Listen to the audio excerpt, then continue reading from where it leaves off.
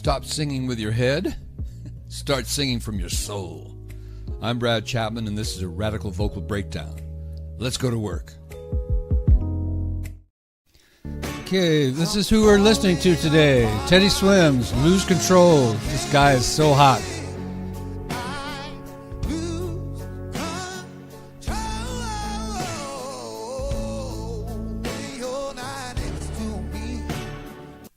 So welcome to this private lesson. So if you're set up with your computer at home, if you got the unlimited filter in there with your nice headphones and all that, then you're going to be much ahead of everybody else. But this is free for now, so check it out. But I want to say, hey, Brad Chapman here, right? Introduce myself. And welcome to the session. If you're new to the studio, well, I have 60 years in the business and 24 platinum records behind me on the wall that prove one simple radical truth. That's what we're going to talk about today. And it is radical because people talk about it, but they don't know how to do it. Emotion creates pitch. Today you're going to learn how to do it. Pitch does not create emotion. Let that sink in. Pitch does not create emotion. Humans don't work that way. Robots do, but humans don't. AI does, but humans don't. You get that backwards and you're going to lose that audience. Today we're putting Teddy Swims under the vocal microscope. We're not here to do scales. This is not for exercises. This is not about vocal techniques. This is not about head voice or chest voice or how to breathe. We're not here to become note tracing robots, which I was one. And I think Tony would say he was one too, right? Yes, I was. Yeah, and there's a lot of us out there, you know. Unfortunately, I hope you don't feel insulted by finding out you are one, but you know, if you're going to move on, you have to find out who you are before you can move on. So we're here to decode the raw, and Teddy is raw, unfiltered truth of his legendary grit. If you're wearing headphones like Tony and I am, you can hear this much better. I'm opening Audacity and Melodyne. They're two softwares that are available. They're easy to use. Melodyne, I'm not going to have you using, but I'll just use it for demonstrations. So you don't have to learn that. But Audacity is very simple. And I'm going to share my screen because I want to show you the exact data, the imprint of his soul. Sounds too technical, doesn't it? But it is emotional. We're shifting your mindset from voice lessons, you know, you see that on YouTube all the time, to vocal pre-production. Vocal pre-production is when you prepare for actual performance, whether it be in the recording studio or whether it be live or whether it be karaoke. It doesn't matter. We're getting your authentic voice. Tony's the student here, just like you guys, for the microphone, for the studio, for the in-ear monitors and live stage monitors. Everything you learn here today, you can use in those environments. But listen, you can't hear what I'm about to show you if you're listening on cheap speakers. You know, you got your iPhone, you're checking me out, and you're going, well, this doesn't sound very good. Well, of course it doesn't. You need good fidelity. You must have standard monitoring. So the MDR 7506s, which is what I've got here, is very standard. Quincy Jones used them a lot. You'll see them on TV shows and so forth. They're great. And if you don't have them yet, download my free Radical Gear Guide. It's in the chat section. It's also in the description section of the YouTube show. Do it right now, man. Don't keep guessing. Start hearing the receipts, the reality, what's true, what really works. This will be part of your singing life from now on. Is it part of yours now, Tony? It is in between the in-ears and this, and anytime I'm doing anything, it's either rehearsing or just doing my exercises. I'm almost always wearing these. So this relates to me. I felt like I was singing blind before I really developed all this. Does that relate to you? Very much. So you guys out there that are watching, you know, drop a 1 in the chat so that we know that you're there. And this is all very good. So let's go to work. Now, this is a class. This is a private lesson. That's the way I'm going to configure this. So I'm going to be asking a lot of questions. But let's talk about some real basic things here that are hard to understand unless you see these images. So I'm just going to put some images up for you to watch. You know, especially Westerners, we're very, very much better at eyes than ears. But we do want to develop the ears as much as we can. So let's talk about how we learn songs and why it only works partially. I call it tracing because it's very obvious looking at this figure right here that the real painting, the real Teddy Swims, is right here in the colors in the background, the 3D effect. So if I'm just an artist and I'm just kind of looking at this thing and I'm putting a piece of paper over it, which is like what happens when I'm singing along with the original artist, I'm just kind of drawing along. I'm kind of getting the words, getting the rhythm, getting the pitch, basic ideas. And then I'm thinking, oh, I'm okay now. I know the song. I go out and perform it. And I did that. Does that relate to you guys? Does that relate to you, Tony? And if you've never performed before, I'm trying to save you from going through this process. Sorry, I keep my mic muted in between statements so you don't hear me breathing. Well, maybe they like that.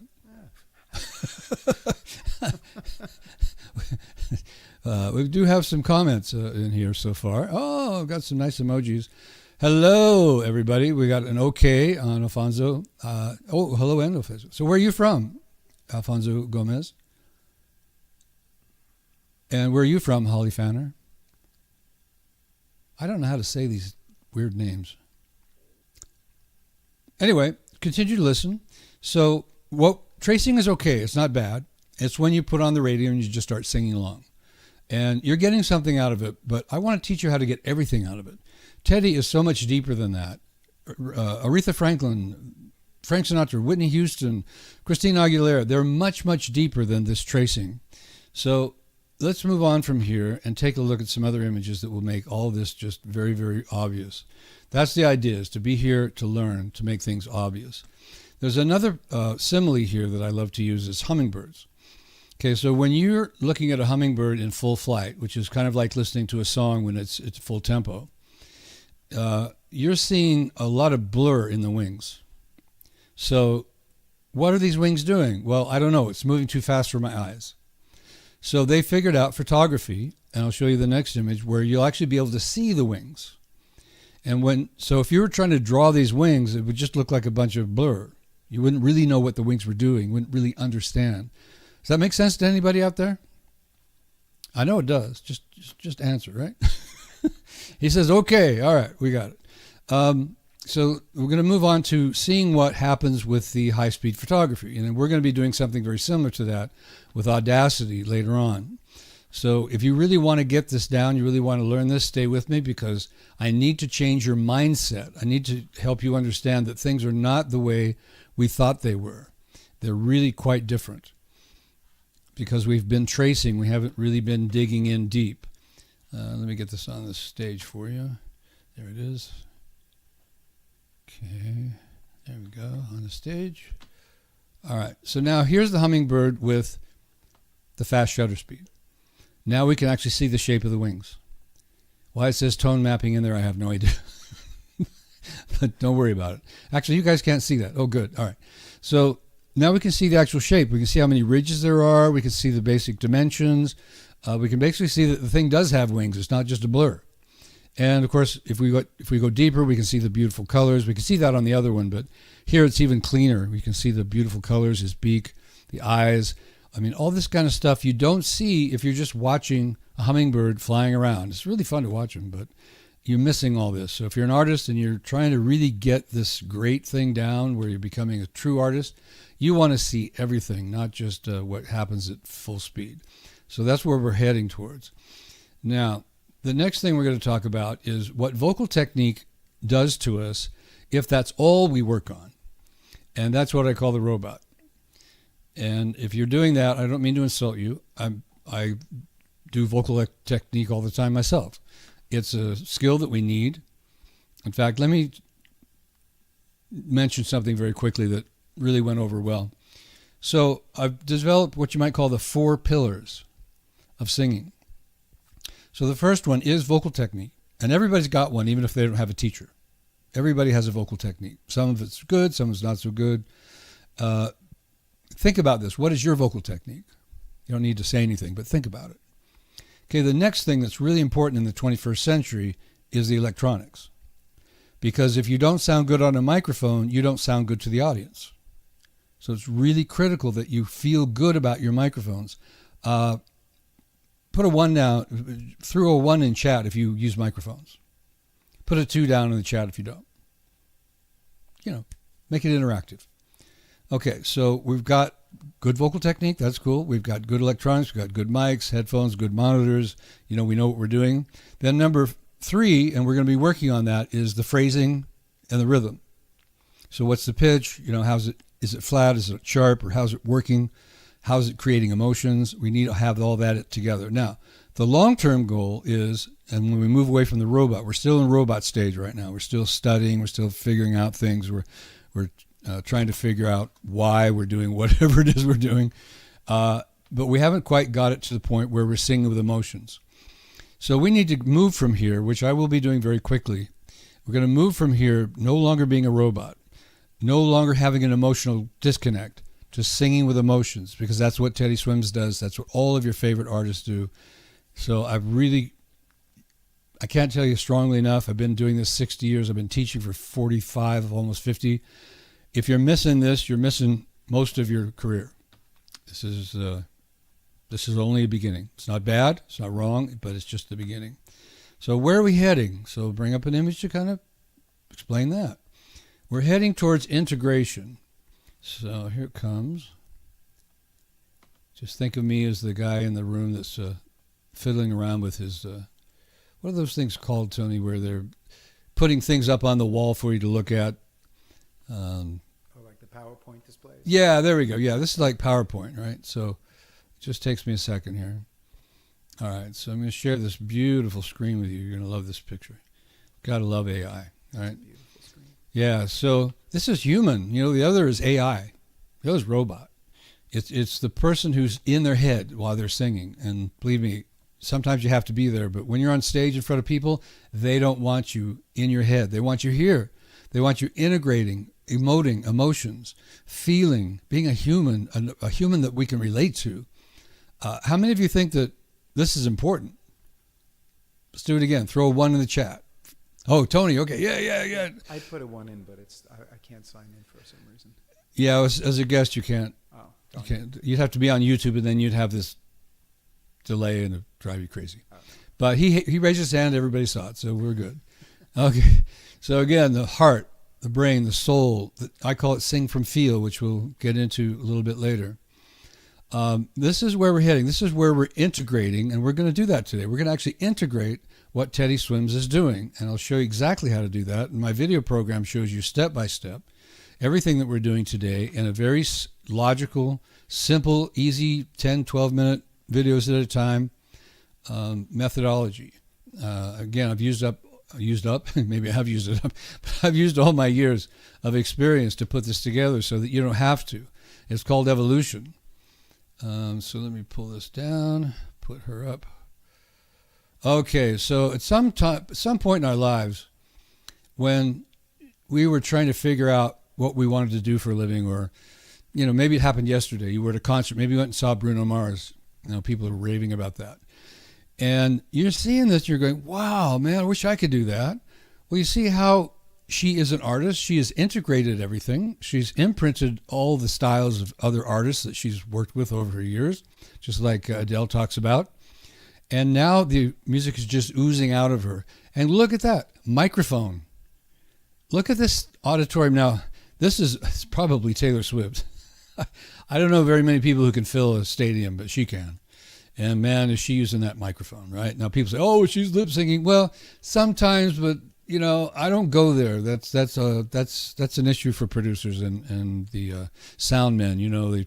I just was reading about sound men talking about how they use pitch evaluation during actual live performances so that they can kind of do pitch correction. They're not trying to trick you. They're just trying to give you a great show. So, be easy on them on that. But the feel is there. Otherwise, you wouldn't come to the concert at all. So this is no big issue. But we're going to get here. This is where Tony is getting more and more, and he'll talk about that as we go through the show. And you will be getting more and more if you start applying these methods rather than just tracing and doing your vocal exercises. I do my vocal exercises every day. I'm not saying don't do them. I'm just saying that it's only a part of this. It's probably really only about 5% of great artists' lives is vocal exercises. Now, you'll hear their voice teachers talk about like it's everything. I know mine talk like that, Seth Riggs. But it's not. It's only a portion of this. All right. Now, we've talked about tracing. There's another way that is very popular to teach people how to sing that is very similar to tracing, and that's called sheet music. Let me pull that up for you. Now, you don't have to read music to understand where I'm coming from with this. You just have to understand what I'm trying to show you here. All right, so let's see. I've got to make one change on this. Let me go back for a second. I need to turn that speaker off. There we go. Okay. Okay, it's on the stage. Let me move this. You know, while I'm waiting for the software, things pop up. You know what pop-ups are, I'm sure. Okay, so here's the section of the song. This is where it starts that we're working on. I Lose Control, which is the big hook. And if I play the piano here, which is what I'm going to do, you can see that these images are very logical. They're very structured. Every note's got its place. It's very clean. When they stack the chords, the notes are right over each other. The rhythms are very well read. It's easy to see them. And so when you go to a voice teacher who plays these things on the piano, or you go to a musical coach who plays these things on the piano, then you would be learning it this way. When we opened the show, I played this section of Teddy Swims playing this, singing it. So I want you to imagine right now, if Teddy Swims sounded like this when he sang the song, whether you would like it or not. Here it comes.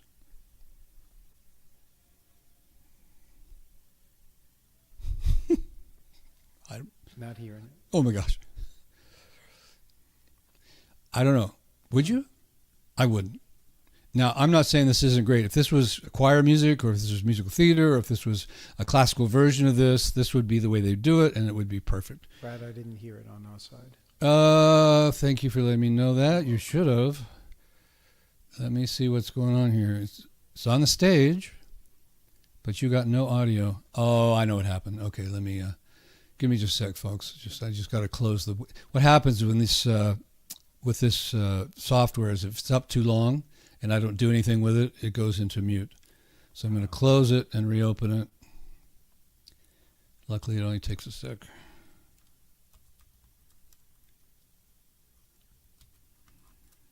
And we're using MuseScore. I'm not promoting them, but they do a great job for me. All right, let's see. There we go. So, like I said, it only takes a moment here. Let's close this out. Put it back on the stage.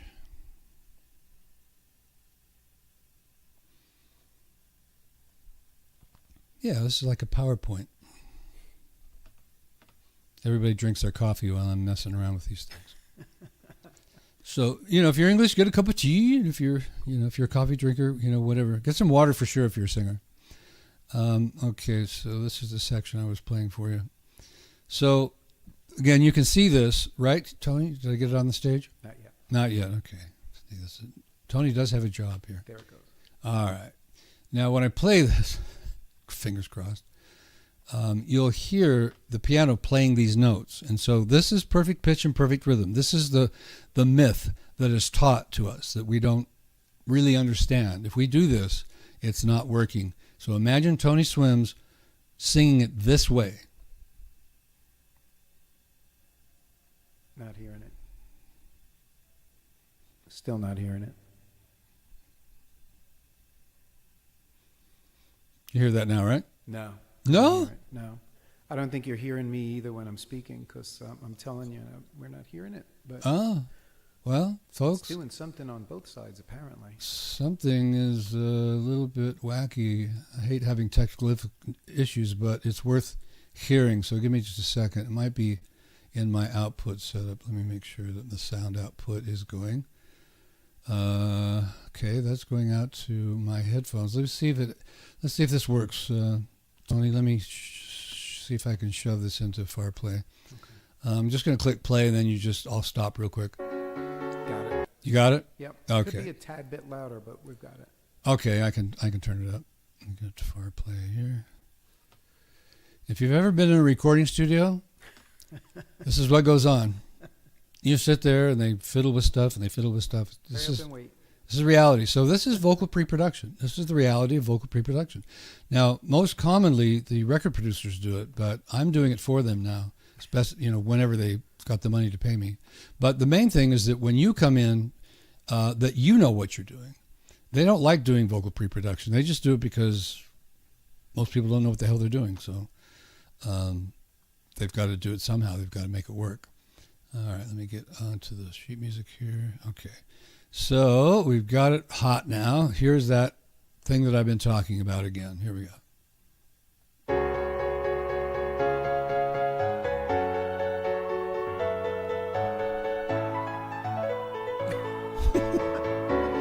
Okay, so Tony's been working on that with Teddy. That's one of the best ones yet. Well, I mean, if you can play that on the piano, I would be impressed. However, I would not be excited. I'd be impressed, but I wouldn't be excited. You know the difference. In other words, I don't feel anything. This is a robot. This is the piano version of AI. Let's listen to it one more time, just because it's so much fun.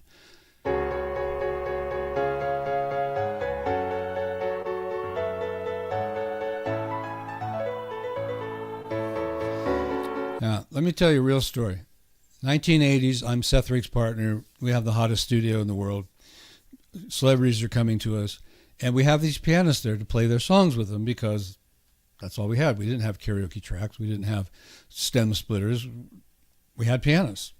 So the pianists would come in and they would play this, exactly what I was just written. And my poor students are like, what? Okay, I'll do that, but it was a negative thing. And I knew it was a negative thing. I just didn't have an option. But now with Audacity, as you're going to see here very soon, we have some great options. Let me change the view of the screen now. I think we've made our point there. Now today, for the first time, we're going to have some real fun. I have auto-tuned Teddy Swim. Oh. Yeah. That's cool. So now you're going to hear the auto-tuned version of Teddy, except for where is he? Come on.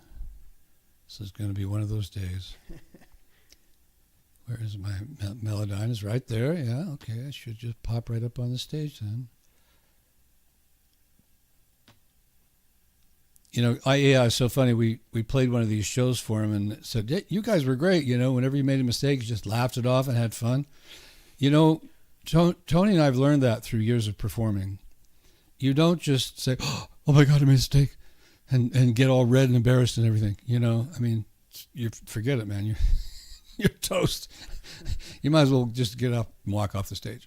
So you learn how to, you can call it faking it, but you learn how to keep going. You learn how to keep the entertainment going. And so Tony and I are doing that for you guys right now. All right, so this is Teddy Swims, the same song. It's a little different section because that riff didn't really work very well with auto-tune. But you'll hear him auto-tuned right now. So remember the sheet music. Now this is Teddy Swims singing more like the sheet music. From tearing the skin off my bones, don't you know I lose control? Right? So you see, it put everything in perfect rhythm, it put everything on perfect pitch. And as we go on to the next section of this lesson, I'll show you what these orange blobs mean.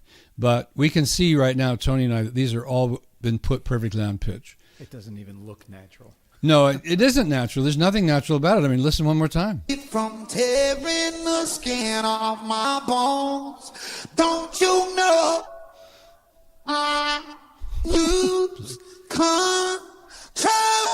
See, right there, I think Melodyne actually missed the note Teddy was trying to sing and saying put a different note in there. But okay, all right. Now, reality of Teddy Swims.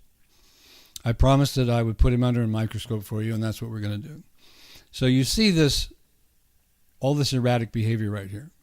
Lines moving up and down. The other one, they were straight. Everything was all linked out together. But now you can see that things are moving. And these orange blobs, as they call them, the way you know whether these Teddy's on pitch or not is how even this blob is over this gray line. If it's even, then it's on pitch. If it's above it, which is what we're seeing right now, that's above the pitch, it's sharp. And if it was below, which I'll show you some other ones like this one here, below the gray area, it is flat. Now, how do we know that? Well, if we put our marker here and actually click on it, we see right here it says that it's 44% sharp.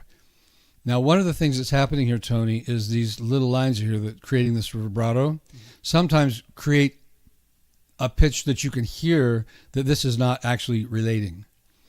And that's good because this makes it interesting. This makes it boring. Right? So to look at this, oh, it's 44% sharp. That's the robot thing. So we don't really want to get involved in that. We're just trying to help you as students understand that when great singers sing, they sing sharp, flat, on pitch.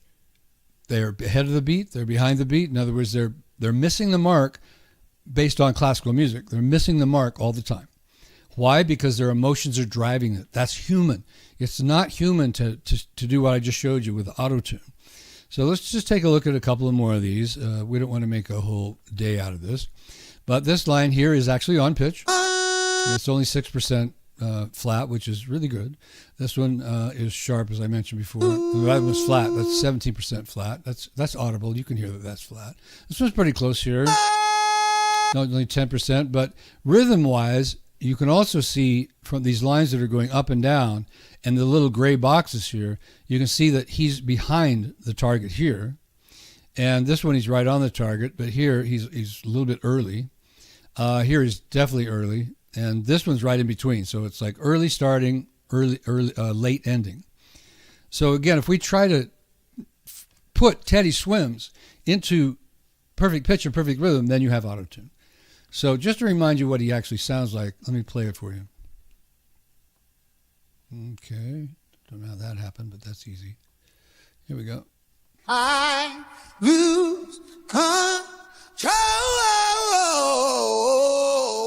when you're not next to me. And I love this part. Look at those intervals. I mean, that is from D to D flat. That's a seventh. Oh, no, it's D flat to D flat. So we've got an octave jump here. This one is, you may not know what I'm talking about, guys, but that's okay. This is A to D flat 4. That's a large skip. And he's moving really fast while he's doing this. We can see that in the eighth note patterns here. But you don't need to know all this, folks. I'm just trying to help you understand why this is so real. 5 years ago, I couldn't have shown you this. I would have had to totally make you trust my ear only. I'd say, this is what I'm hearing. This is the facts. But now I can show you. You don't have to guess. All right, great. Now let's talk about how we're learning. What'd you get out of that, Tony? I think I'm overthinking the way he sings it when I listen to it. I think I'm thinking that he's doing much more than he is because of his tone. I think his tone is actually making it seem like he's doing a lot more riffing than he is. By the way, volume-wise, can you turn up? Oh, yeah, sure. Let's try that. Oh, that's much better. Okay. Thanks, Tony. Yeah, I just think when I'm listening to him sing while watching what's going on in Melodyne, his tone and the way his harmonics are working are actually almost making it sound like he's doing more than he actually is as far as that riff is concerned. It's not that it's a simple riff, but no, it is not as complicated as I hear it in my head when I listen with the music and the whole song. Was that true when you slowed it down as well? When I slowed it down, because I only slowed it down with the music, I didn't isolate him yet.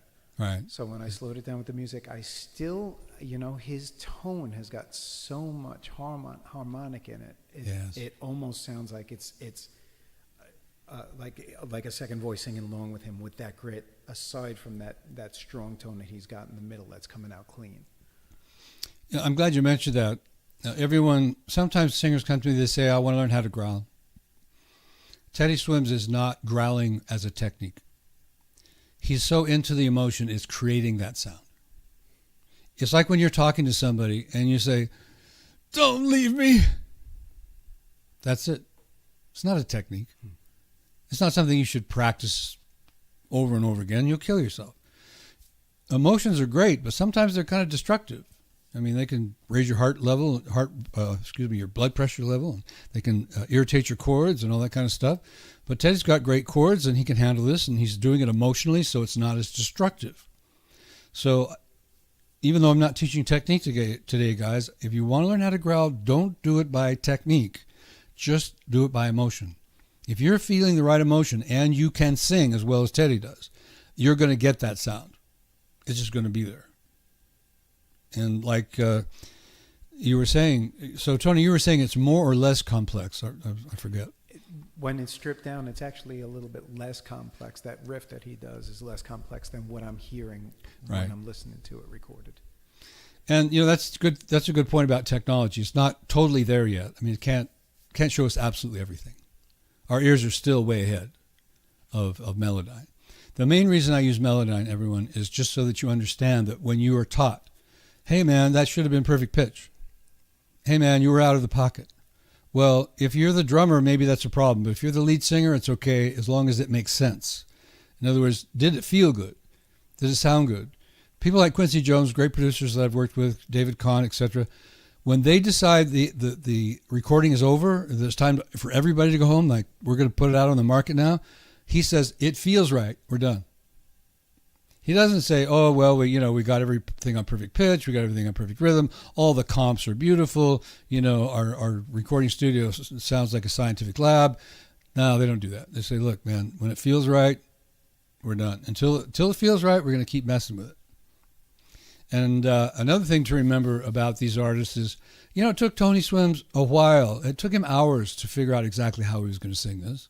He didn't write it, so they gave it to him. I don't know how. I wasn't there. I don't know if they gave it to him with a demo of somebody else singing it, or if they gave it to him in a chart with approximate notes, or if they actually gave him like the sheet music. That does happen. But somebody like Teddy knows he's not going to sing it like that. He's going to feel it his own way. And we'll show you about how to do that today, guys, as well. That's, again, goes back to the Sync from Feel concept, which is the book that I wrote that talks all about this.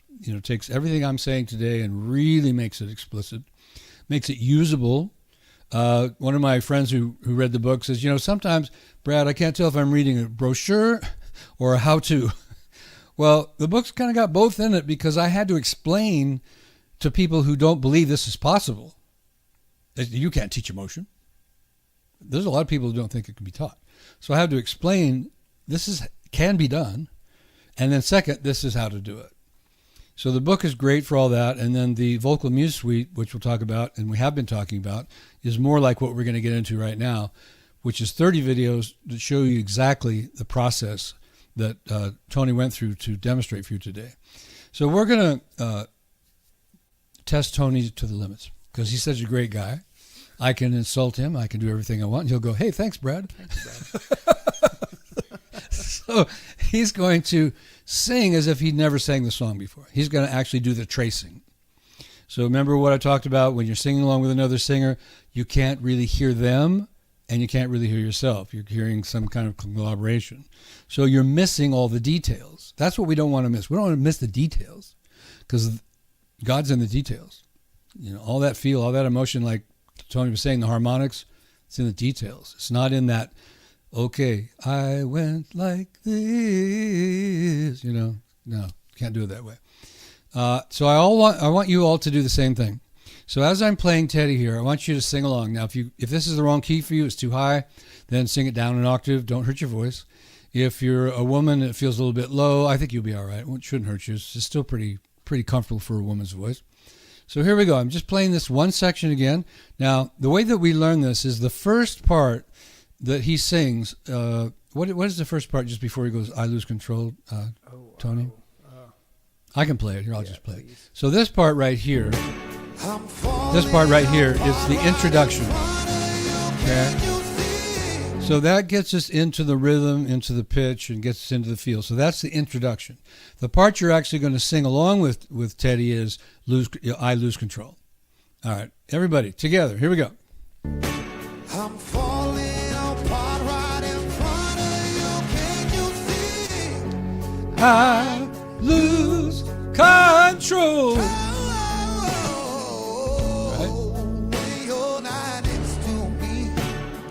So did anybody get that perfect? I've listened to it a few times. I didn't even get close.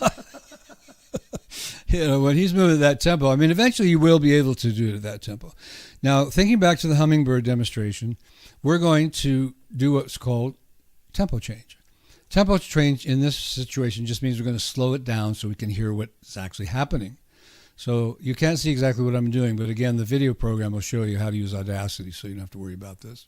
So I'm going to go into what's called tempo change. You might be able to see this part. Oh, you're not on the stage yet. Hold on.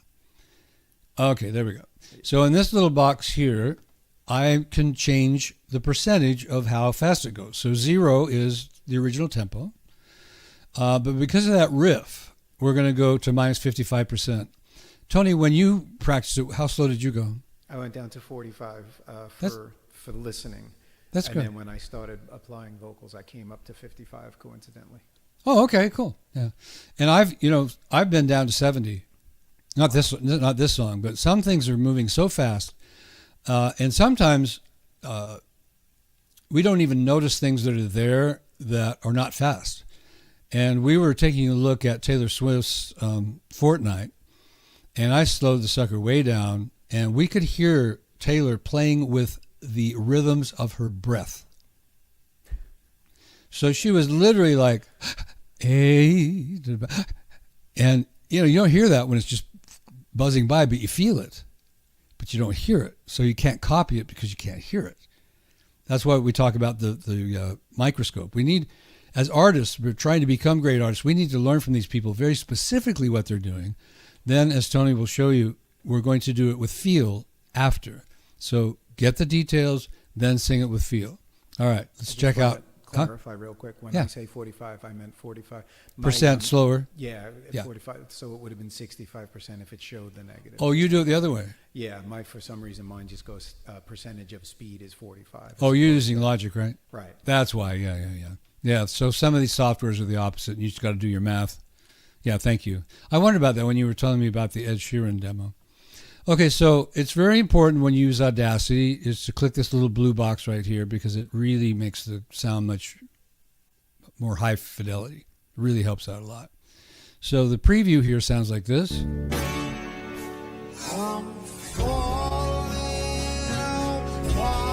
Okay, so I know that I've achieved my goal, so I'm going to click Apply.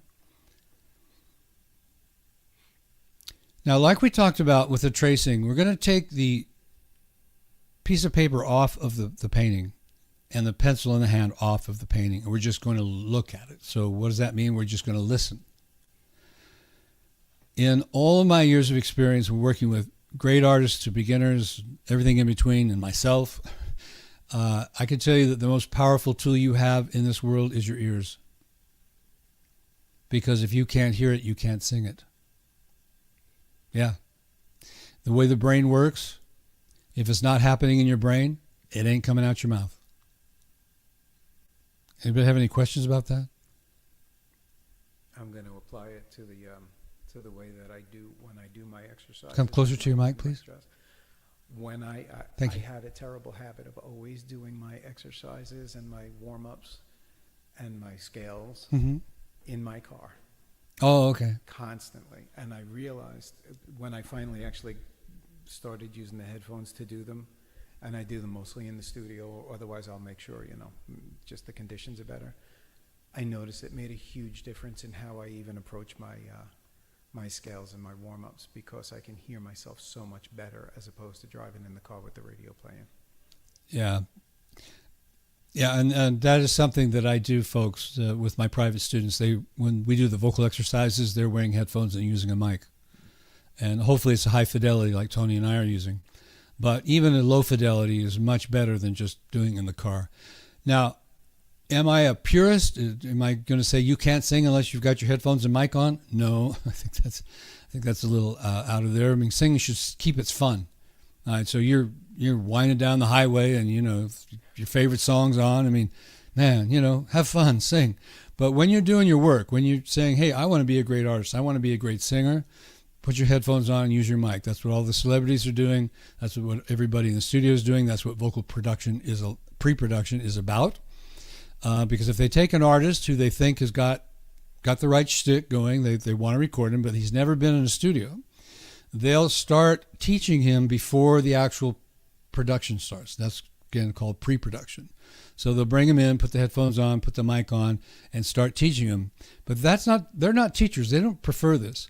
Now, when somebody walks in, like some of my students, and they walk in and they walk up to the mic and they put their headphones on and they ask the sound man to help them with their mixes, with their adjustments.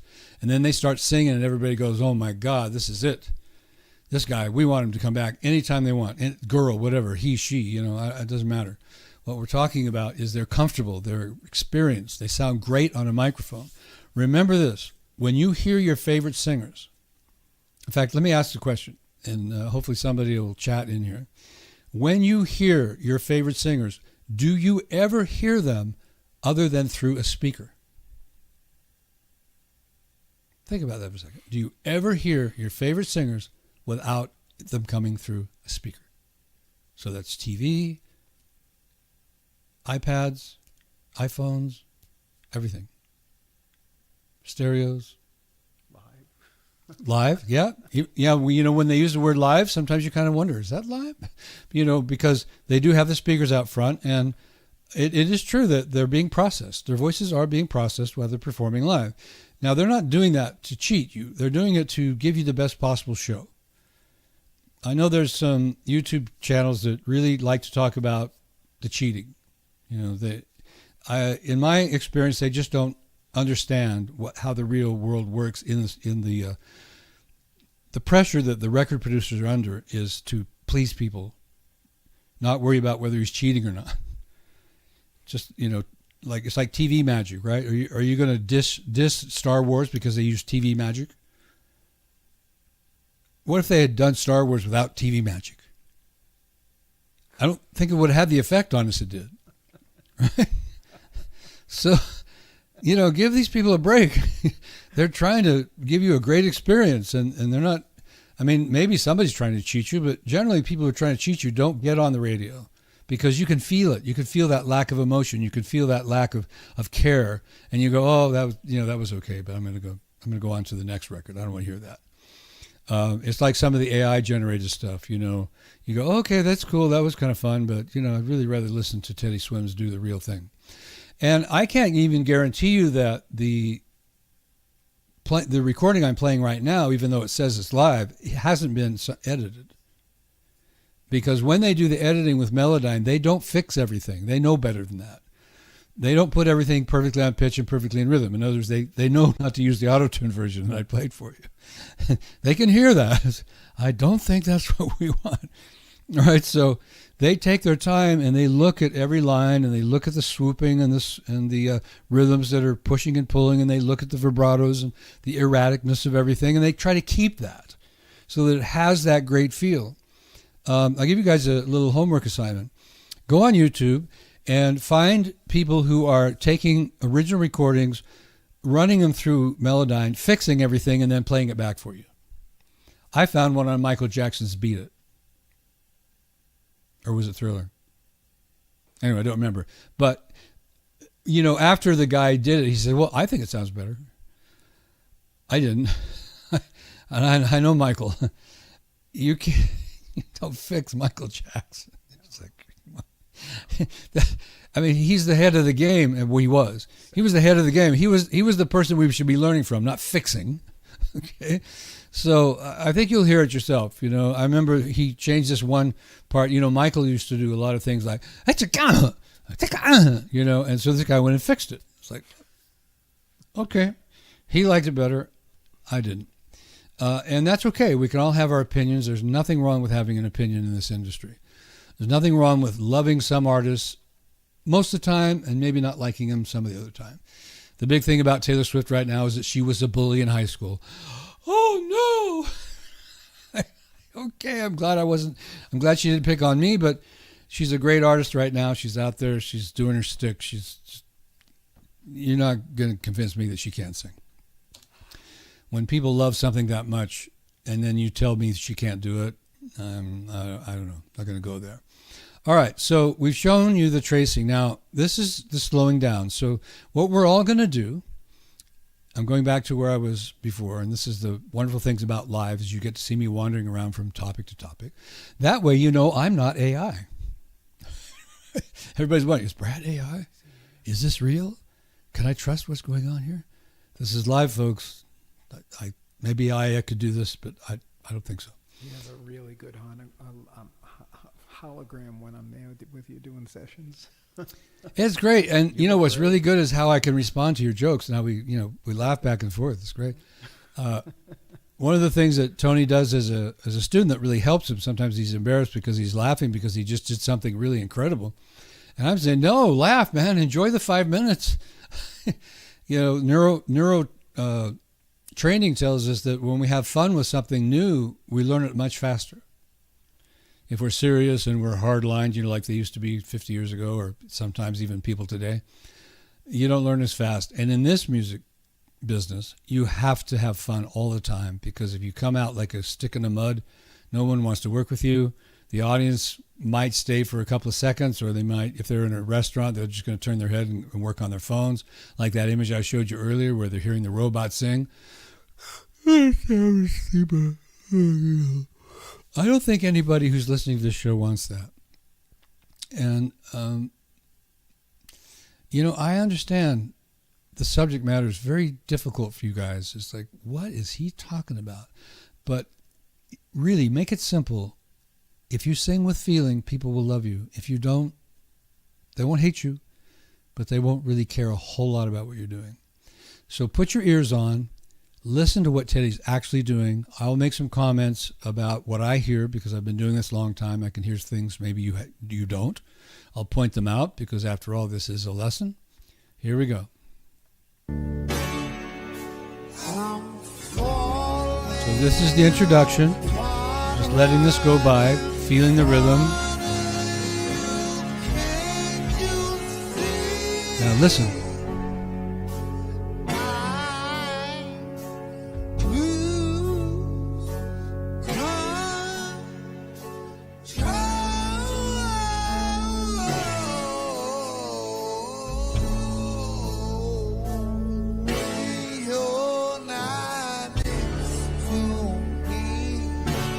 It's going to repeat. We're on loop. It's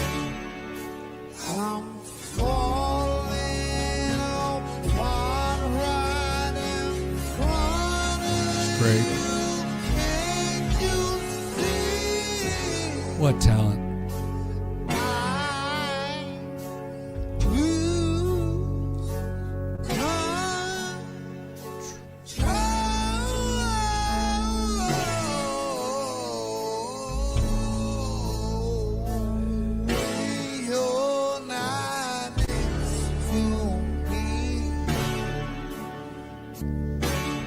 Listen again.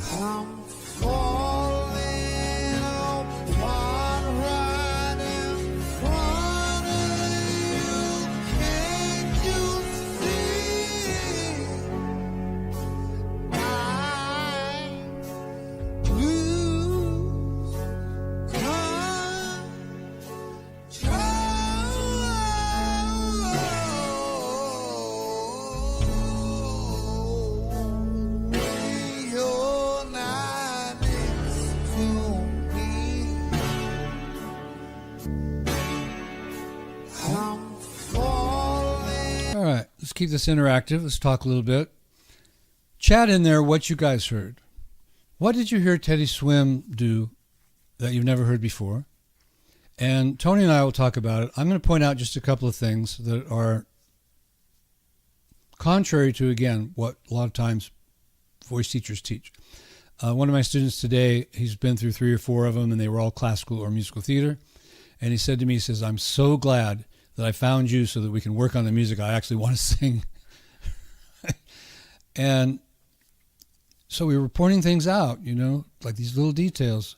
One of the things that Teddy does, and a lot of the singers that we've listened to, is there's a lot of slurring. It's like guitar players going, rah, rah, rah, rah. So he's falling apart. There's that swing feel. Da, da, da, ba, da. He's not bum, ba, da, ba, ba, da, ba, and the words are not overly pronounced. And this is one of the things that Matthew really liked. I told him, says, look, the singer you're listening to is not singing, I'm falling apart. Okay? He said, well, geez, my musical theater teacher taught me to do that. Over-pronunciate those consonants. There's a very famous, if you will, YouTube teacher that teaches this. over pronunciation. She has a song that she wrote called the Articulation Song. Okay, if you're musical theater, go for it, man. That's great. You should do that. That's musical theater. That's what you want to do. Over pronunciate, please, because if I'm in the audience and you're not using a mic, I won't be able to understand your words. So nothing about anything I say today is dissing anybody, not dissing Teddy, not dissing musical theater. But because Teddy's using a microphone, he doesn't have to over pronunciate, so he doesn't. He wants to be real. He wants to be comfortable. Now, I did notice his P's are pretty aggressive. Falling apart, but he's not doing that for over pronunciation. He's doing that for rhythm. Let me look at the chat and see if nobody wants to interact. Okay, no worries. I just hope you're doing this at home. You don't have to answer my questions, but I want you to think. Because if you don't think, you're not learning anything. You might as well just go watch something else. I'm sorry, guys, but this is not a hack show. This is not, hey, do this one little thing, and you'll get the sound in your mask. No, we're not doing that. Okay, this is the real thing. This takes artistry. This takes class. This takes energy. It doesn't mean that you can't do it if you're a beginner, because this is where you should start. You should be doing this along with your vocal exercises. Tony, tell me, what would it have been like when you first started to sing if you'd known this procedure? It probably would have saved me about 20 years of back and forth because of roughed up vocal cords and a couple of nodule surgeries, because I was just doing everything. Number one, I wasn't even really doing it emotionally. It was a process, and I was always thinking, oh my God, okay, let me get the lyrics and let me get this. Me too. And my actual, we'll use the word technique, was so just not healthy for what I was doing. You would have saved me 20 years, at least. And then think, where would you be now? I mean, just forget saving it. Number one, my range wouldn't be intact the way it is, and the way that we've been able to rehabilitate it. And number two, I'd probably be just playing keys with wishing I could sing better. And what would your audience response be like now compared to, if you'd started this 20 years ago, what do you think your audience response would be like now? Forget about it. It's already just what are we together, about 5 months? Mm-hmm, if that, yeah. In this time, I see a drastic change in audience response and warmth and intimacy and response personally, when they'll go out of their way to come over and talk to me, and they'll say things about the one song that they picked out. Oh my God, I can't believe you sang that song, and thank you so much, because I never heard it that way. And I mean, from a practical perspective, I'm seeing substantially more tips than I used to see when I'm playing the smaller places like that, where the tip jar is out. That's great. And I've had so many students tell me similar things. It's amazing. Yeah. And why am I telling you guys about this? Why did I make a video program? Why did I write a book? Because it works. My students keep coming back and saying, Brad, man, I sang last night. I've never seen anything like that. I don't know why, but I was feeling the emotions because that's what I was working on. And all of a sudden, I got a $400 tip. And it wasn't because they wanted anything more than just the fact that they appreciated that song. Because that's the first thing you think. Oh, $400 tip. Well, they probably want something else. Well, no. They just wanted to show their appreciation. Some people, $400 is not as big a deal as it is to most of us. But it was still a big deal. It was a big deal to her, I'll tell you.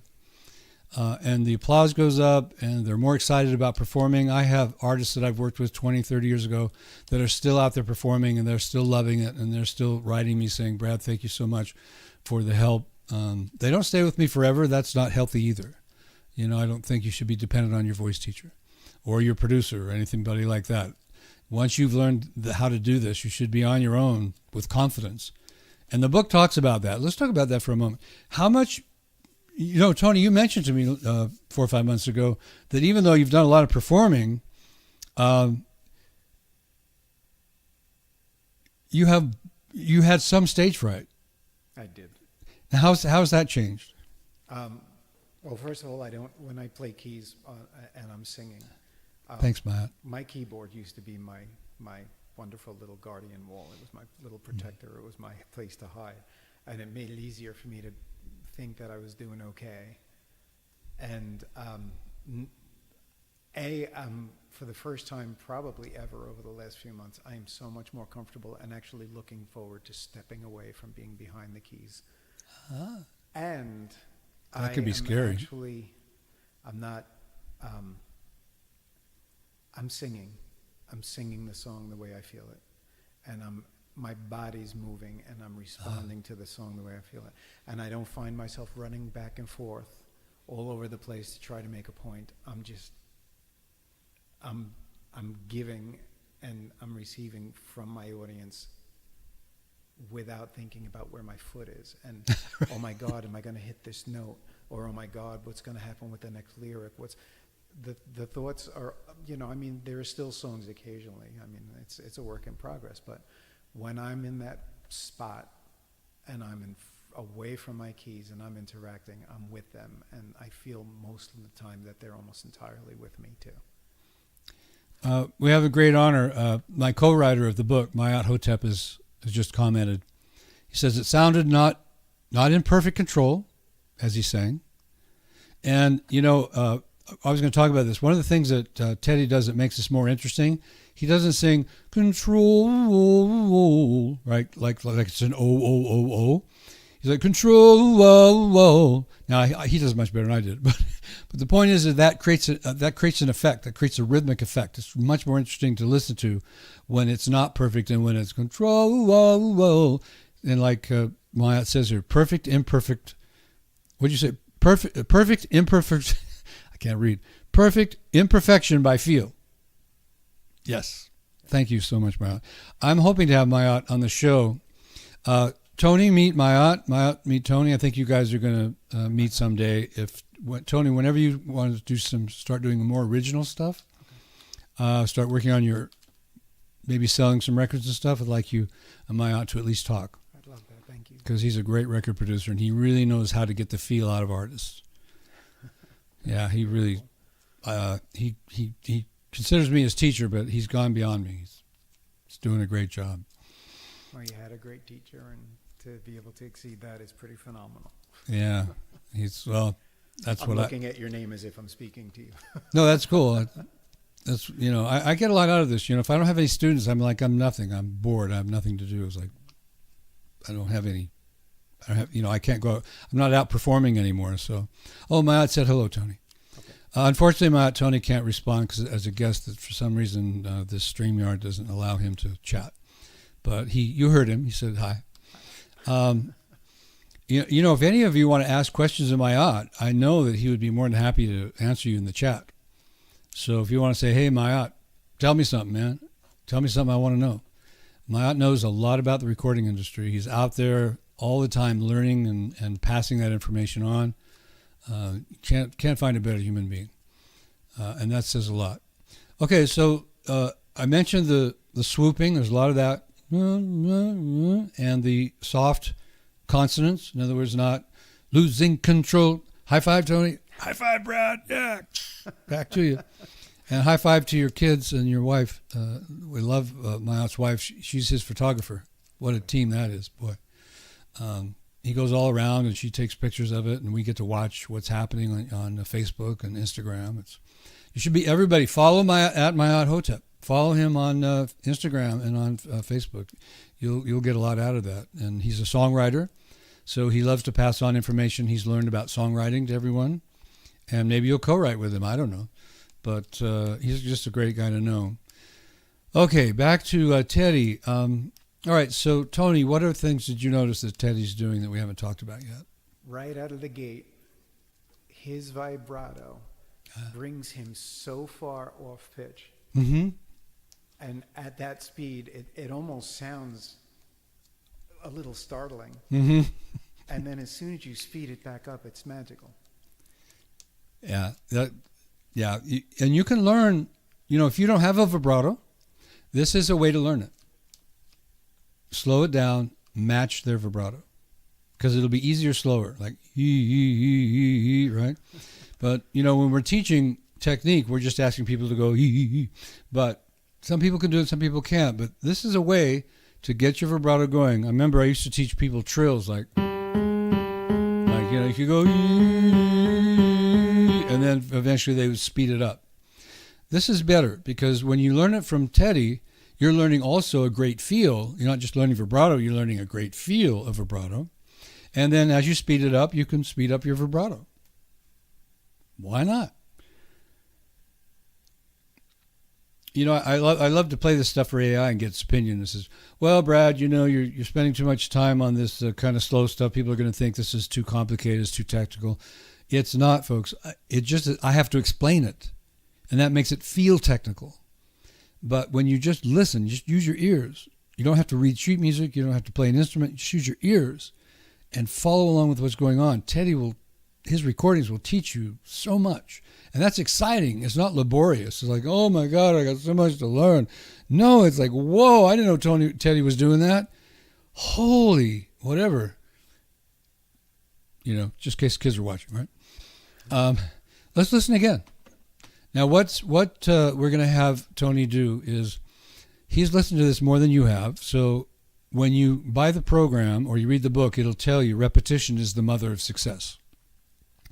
So after you grab something and you get a hold of it over and over, listen. So we're only going to listen a few times because, you don't want to be here all day, I'm sure. But at home, when you're practicing like Tony did, he listened to it a lot more. How many times have you listened to this, Tony? This one, I'm a little behind the eight ball on this one. I only probably heard it about 20. See, only 20. Yeah. Now, I know that sounds laborious. Oh my God, 20 times. Well, Tony would like to listen 40 times. Easily. So the process here is he's going to listen again, and then he's going to sing along, and you all get to hear him trying to create what's called a unison. Now, a unison is when Tony and Teddy sound like the same singer, or a third singer, if you will. You can't really hear Tony anymore. You can't really hear Teddy. You hear like this great mix. What does that do for Tony is it imprints Teddy's feel into his artistry so that he can rely on his artistry because he's learned it from all the great singers in the world that he loves. So when he creates his own artistry, he's got all that in his head. Oh, I can do what Teddy Swims do. Oh, I can do what Frank Sinatra does. Not that he's thinking that while he's actually improvising, but it's there. And you hear the great artists, people say, well, how'd you learn how to sing like that? They say, well, I was influenced by XXXXX person, But in this case, yes, you're being influenced, but you're being influenced at a much deeper level. And this is what we're passing on to you guys. I mean, be sure and put some love in there for Tony, put some hearts in there because this man is doing you a great favor. I'm telling you. All right, we're listening. Here we go. I'm falling apart right in front of you. Can't you see? I lose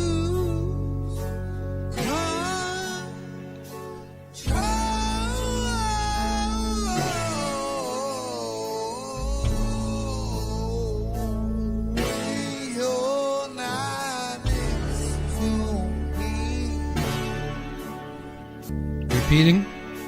I'm falling apart right in front of you. Can't you see? I lose control.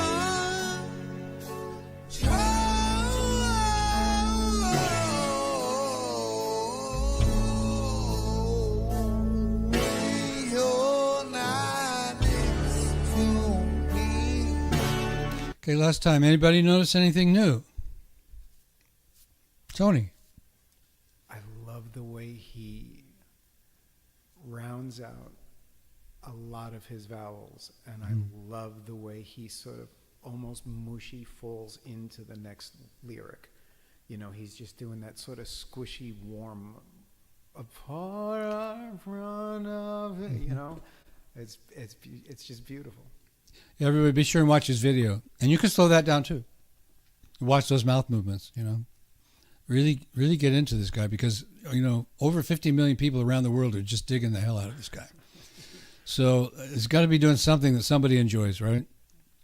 And that's what we're listening for. Yeah, he's sometimes, if you think perfect pitch, perfect rhythm, perfect diction, you would think this would be much more strict. But no, it's almost like he's not half asleep by any means, but he's like, and we call this swagger these days. I'm falling apart. I'm falling apart. Not, I'm falling apart. He's like, all this stuff's going on. I'm falling apart. Seth Ricks used to say to me, your vibrato's got to be 6 times a second. Well, okay, that's fine. But hardly anybody in the contemporary world has a vibrato that goes that fast. So take it or leave it. It's up to you. It's not bad advice by any means, but it's not going to help you here. So this feeling of things melting, emotion just driving everything. And this is why we call it sing from feel. You have to feel it before you sing it. All right, so Tony is now going to sing along with the amount of practice he's had and do his best to create a unison. So again, he's here to help you guys learn. So if you buy this product, if you get the Sing from Feel system and start working on it, you've had an example. You've had somebody actually show you how to do it. Now, he's not going to send you a bill. Maybe he will. I don't know. But that's our agreement. He's not going to send you a bill. I don't know where anybody lives, so it's all good. Yes, you're all safe. I don't know where they live either. Okay. Even if they buy it, I still don't know where they live. All right, here we go. Sing along time. So the process is listen first, then sing, see how well you're doing on the unison. Then we'll do the next phase of this, which is multi-track, which is another, it's not a new thing. It's been around for 60, 70 years, but for it to be this easy for everybody to use, it's kind of a new thing. All right, here we go.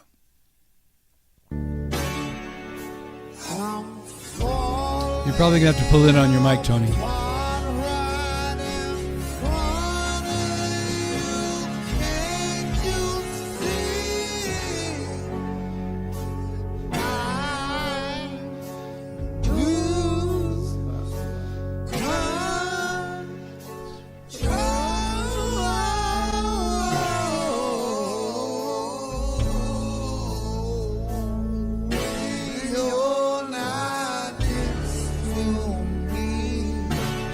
Sing it again. I'm falling apart right in front of you. Can't you see? I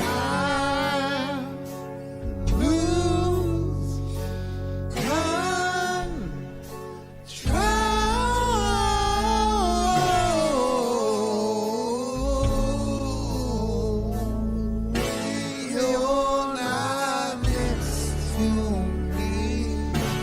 Now, when you slow things down, guys, it's okay to take an extra breath. It's okay to take a breath where maybe Teddy didn't, right? Because you don't want to be running out of air. This is a pretty long phrase at that tempo. Yeah. So he got a lot closer that time. Now, for your sake, for your lesson, and if you're doing this at home, and for Tony's sake, we're going to record him singing along with Teddy because, again, when you're singing with Teddy, it's a little bit hard to know whether you're matching the unison or not. There's times you feel it, and you go, I think I'm pretty close. There's other times when you're slapping yourself up against the wall going, I missed that, blah, blah, blah, blah, blah. But we'll talk about that in a moment. But we're going to record this time for the purpose of learning, not for selling or not for trying to impress anybody here on the show. We're not trying to get you to buy Tony's records, even though he'd be more than happy if you did. But he's been such a nice guy by actually helping us learn. Here we go. Recording. I'm falling apart right in front of you. Can't you see? I lose control.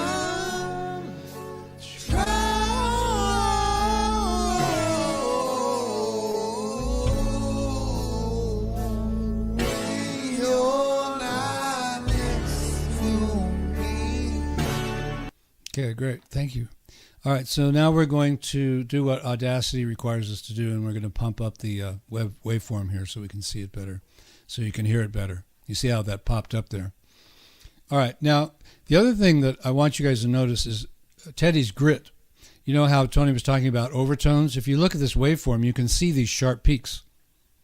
And if you're listening to him, you can't really say, I know where that sharp peak was, but you can hear it. You can feel it. And so this kind of shows Teddy's grit, if you will.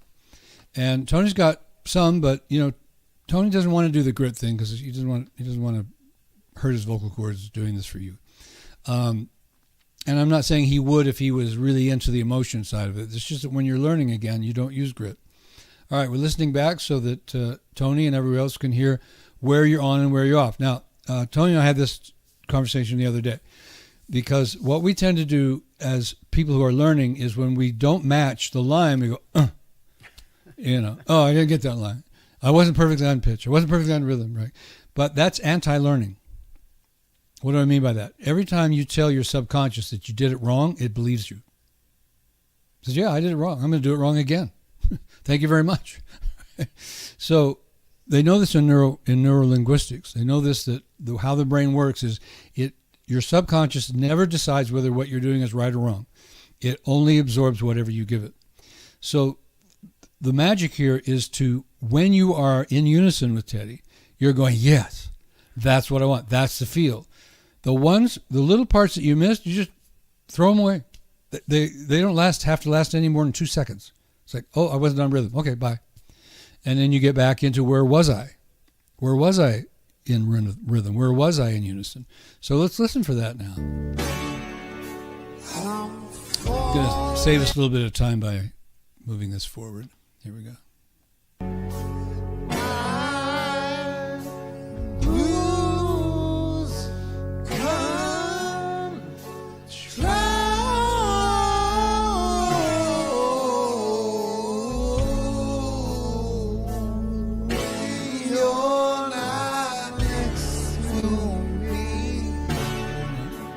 Okay, so what's the next process, Telly? Tell them what you do now that you've heard yourself singing along with Teddy. Oh, I go back and listen again.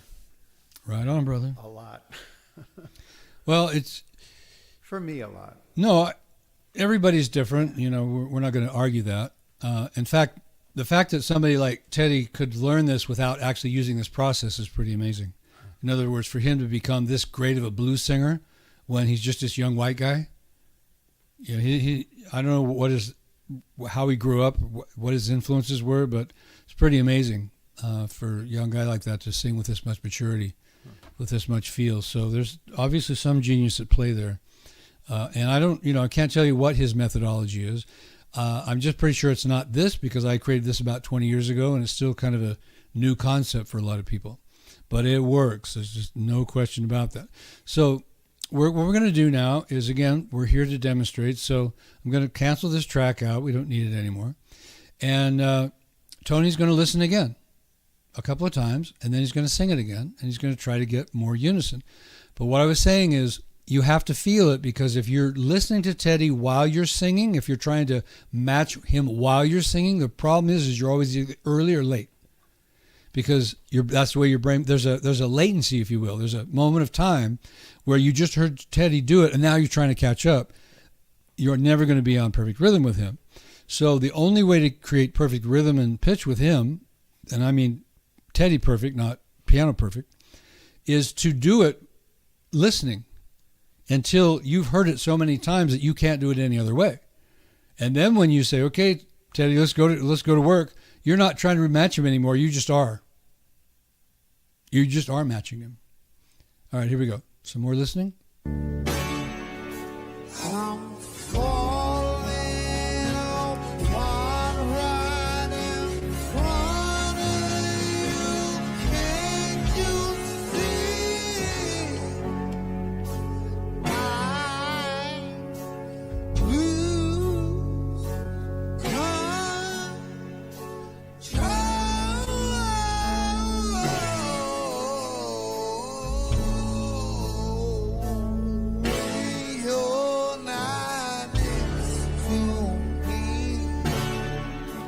Now, I just want to point out something I just heard. If you look at the lyrics, and even in the title, lose control. So he's singing, what is it? I can't stop. No. What are the words? I lose control. Oh, yeah, there you go. Okay. So he doesn't actually pronounce the L. Huh. If you listen carefully, it's like, I use. Oh, It's like use. Yeah. And we noticed this with Taylor Swift the other day, that a lot of her consonants weren't even there. And I was telling Tony about this because this was really incredible too. In that song Fortnight, she actually split a word in half. She sang the first half of it right in the middle of the vowel, took a short break, and then finished. So it was something like I fake. Not I fake, but I fake. Really cool. I mean, that's somebody who understands rhythm very, very well. And so there were some of the words were like, what'd she say? You know, but I mean, you could kind of figure out based on the context, but you weren't really sure based on the actual consonant. Am I saying that's the right thing to do? I'm saying probably because she sells a lot more records than I do. So I'm gonna go with her. Okay, let's listen to one more time, Tony, and then sing a couple of times, and then we'll record again, just so people can see the process. And just to make sure you hang in there, folks, Tony's also going to do his own version. He's going to make up with his emotions his own way of singing this. So that's really the end result. We don't want to be Teddy Swims. We want to feel and sing like an artist that Teddy Swims is. Here we go. I'm falling apart right in front of you. Can't you see?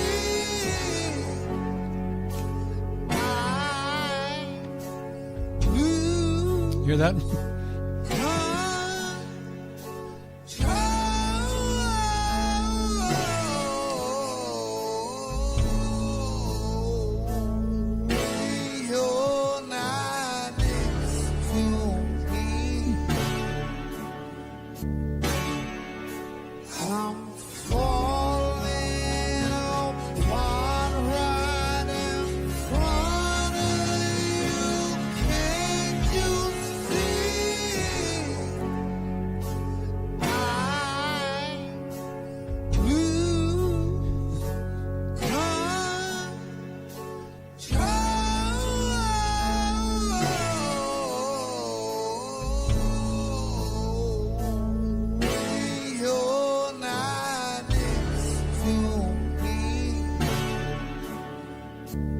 Okay, I'm sorry, I'm laughing inside because there's a Freudian slip here. I use control.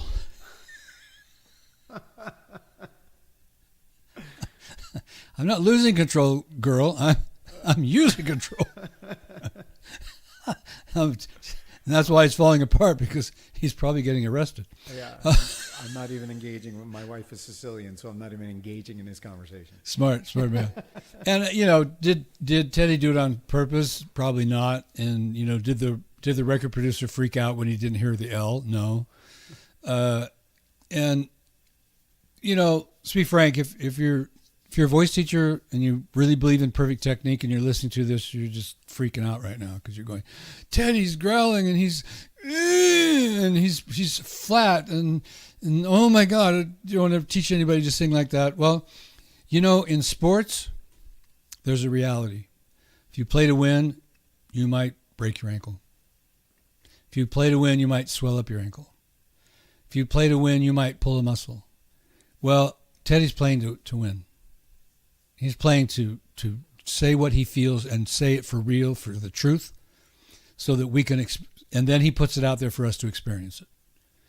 And as Rick Rubin says a lot, he's an extremely famous producer and probably a songwriter. I don't know as much about him as I'd like to. But he says things like, if you want to be an artist, you do it for yourself.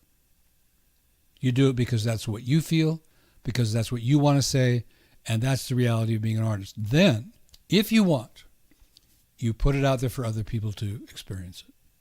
And then it's up to them whether they like it or not. He says, but you never think, I'm doing this to make sure that everybody likes it. So that would be the mentality of somebody making sure they say lose with an L. I want to make sure I do this right. I lose, right? Got to make sure that's there because everybody's going to want to hear that. But see, Teddy's not doing that. He's just letting it all roll. Just letting it all feel. Just letting everything just happen. Okay, I've talked enough. Go ahead, sing it twice, Tony, and then we'll catch as much unison as we can. And we'll say, hey, Tony learned a lot here, and then we're going to go into Sing from Feel. So hang in there, folks. If you're here to learn, the best part is yet to come. Here we go. I'm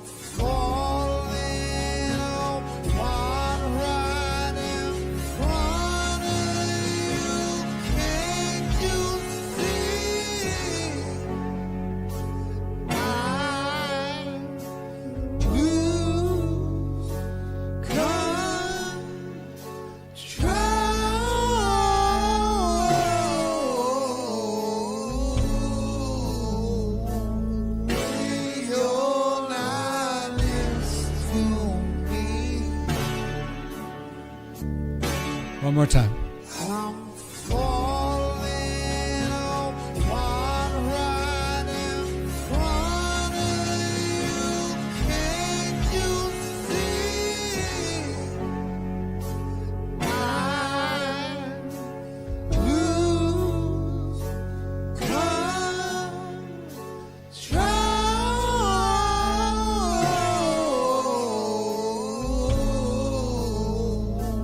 when you're not next to me.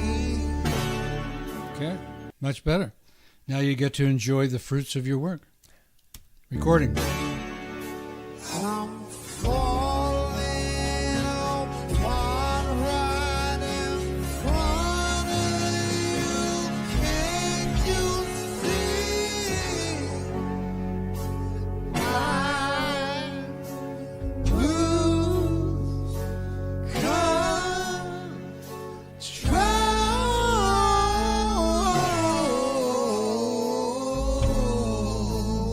when you're not next to me. Okay, I heard a lot more unisons. Even at this tempo, this riff is pretty challenging, everyone. Tony's doing great. There's a lot going on in there. And I really appreciate him showing us how it works. Okay, so let me amplify the recording. If you would like, what I can do is sort of what we did with Ed Sheeran. As Sure. this develops over the next few days, I'll just sort of, do little blurbs and send them to you so you can hear the development as I put more time into it. Great. And so for future shows, Tony has done a great job with Ed Sheeran, and we're going to show like each step, show how the success rate is, so that it's like an A to Z fast demonstration of how this works, so it doesn't take 3 hours. But Tony's doing really, really well with this. I'm very impressed with him. All right, we're listening back. I'll shorten the introduction here.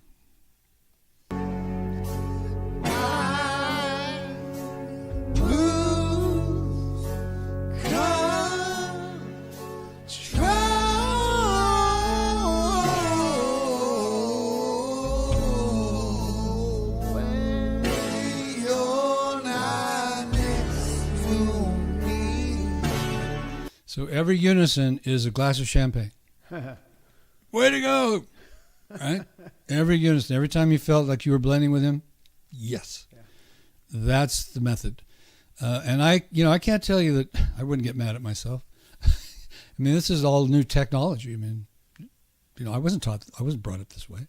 I wasn't brought up to not only think about the positive, but balance it. So you're understanding the positive, but you're also hearing the negative, and then just kind of like, okay, I'm going to move on from here instead of, what do you call it? Living in it like, oh, I'm so bad. I'm no good. Nobody's ever going to want to hear me sing because did you hear that mistake I just made? Oh, we want to stay away from that. Okay, let's just listen back again.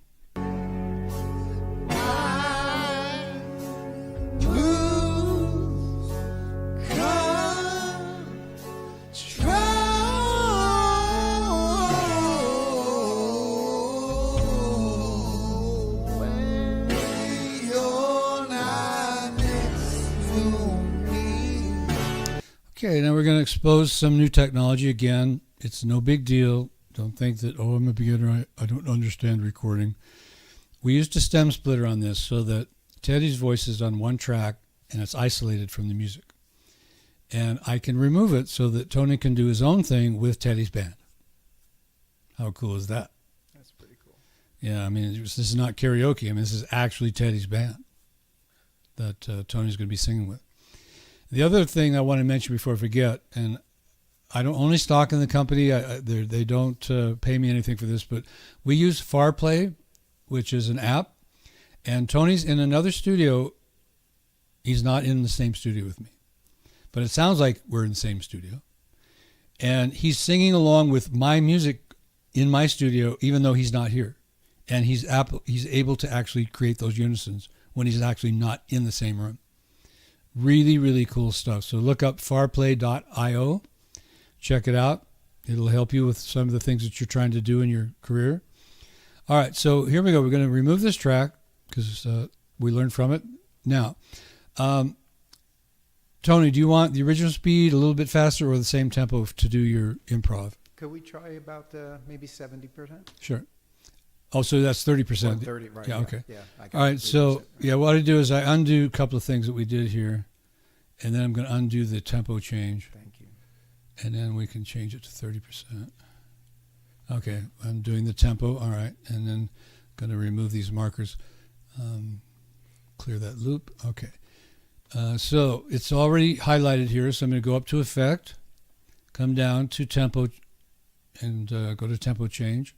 Now you can see the window here. It says -55. Tony wants to do it -30. Now, of course, we're going to let Tony listen a couple of times to get into the new tempo, or into the new tempo, at least as far as today's concerned. And we're going to apply that, and I will loop it, and he'll listen to it a couple of times, and then do you want Teddy in there at all while you're listening, or? No, thank you. Okay, so he's gone. All right, here we go. See how I muted him? Sorry, Teddy. Bye-bye. Can you give me that I'm falling apart line? Yeah, you Thank bet. you. I have so much skill. Here we go. I just Oh, want to. sorry. I'm sorry. I want to throw in one thing just Sure. for a moment, if you don't mind. Just No, like this is a whole class, thing. man. Go Okay, for it. cool. So the first couple of times, I'm enjoying doing this because this one I think so far that we've done together Mhm. is actually the one that's challenging me the most. And Pretty incredible. the first couple of times that we were doing this, of course the brain reacted, but by the time we listened to it the last time and I'm hearing myself in those spots where I'm actually connecting with it, you're right. You have those moments where, good spot. Oh, that's great. Okay. And then as I'm listening to the spots where it's a little bit out of sorts or just it didn't hit the mark quite along with him, Mm-hmm. it wasn't oh damn it, I missed it. It was okay, that's a spot I'm gonna have to listen to a little better.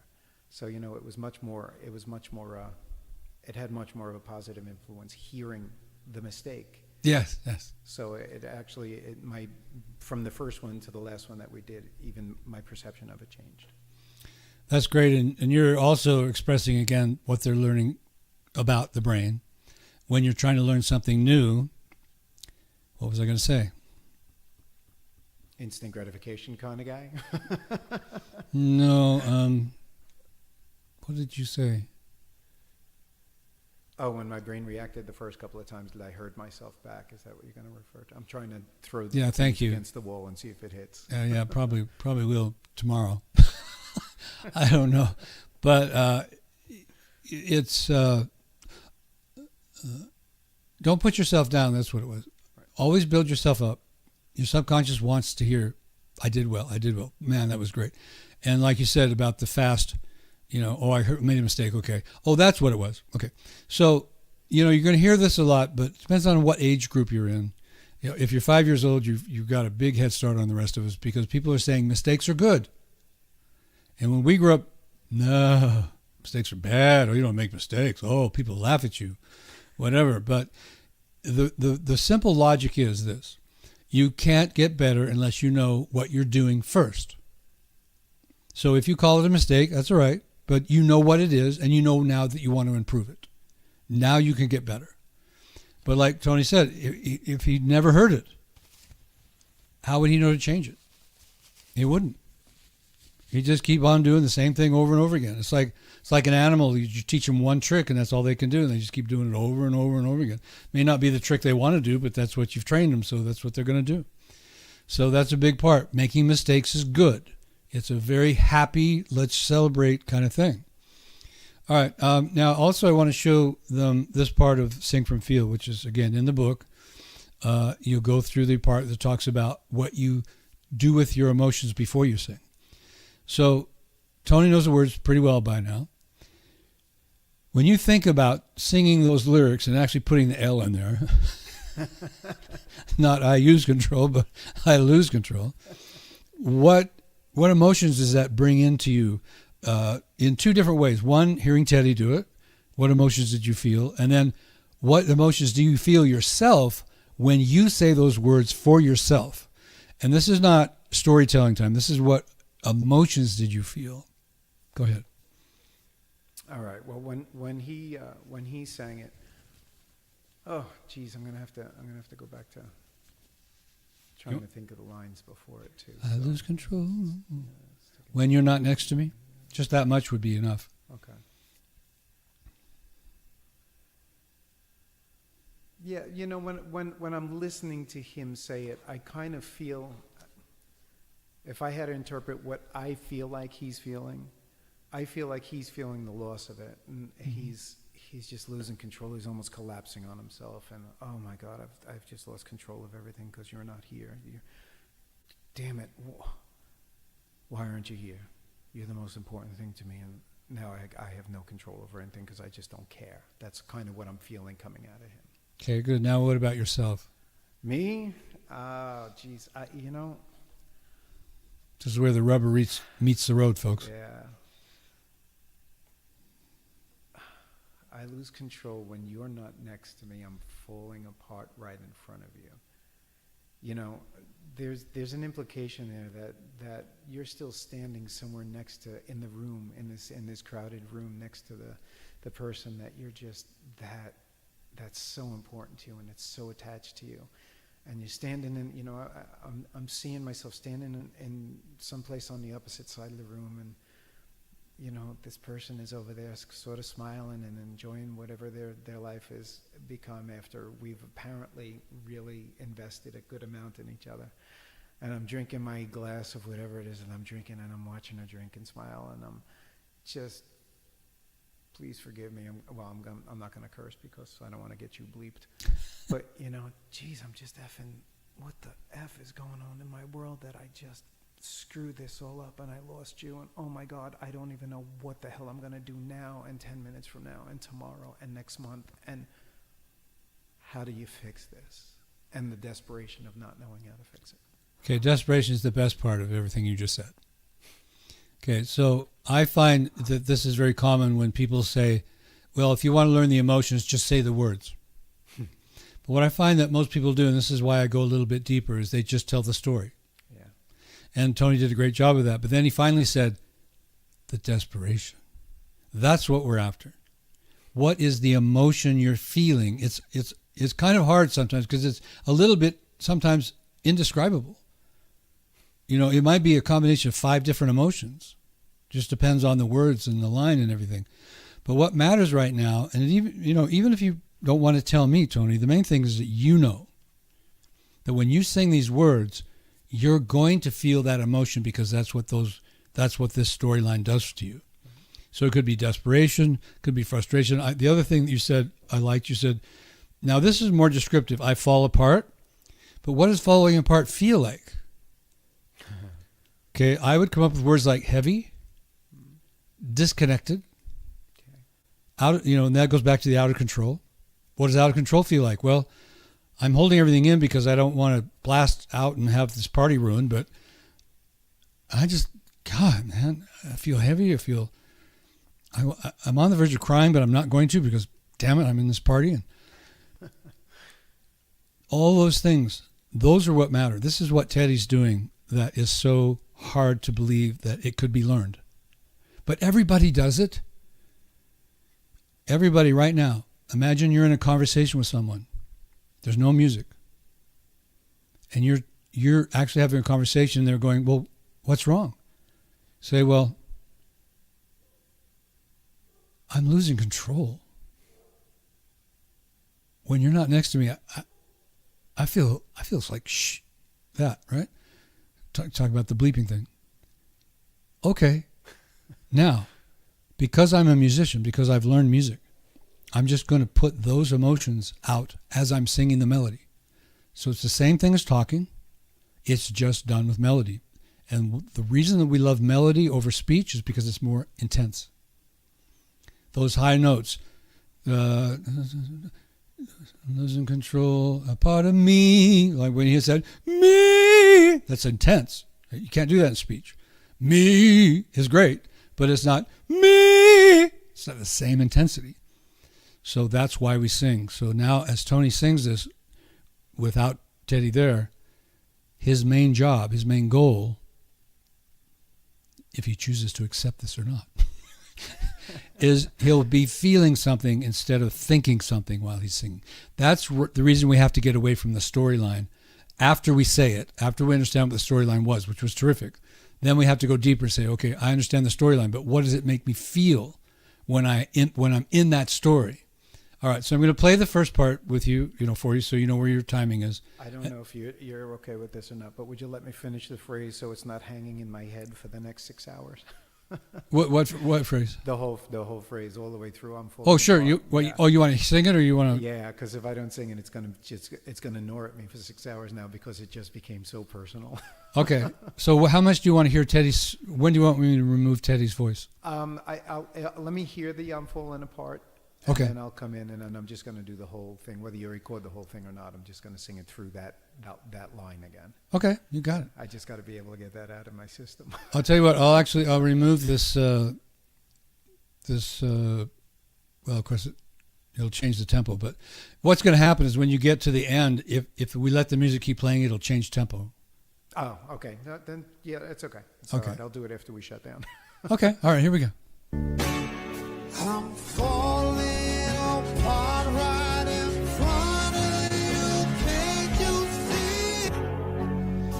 I lose control when you're next to me.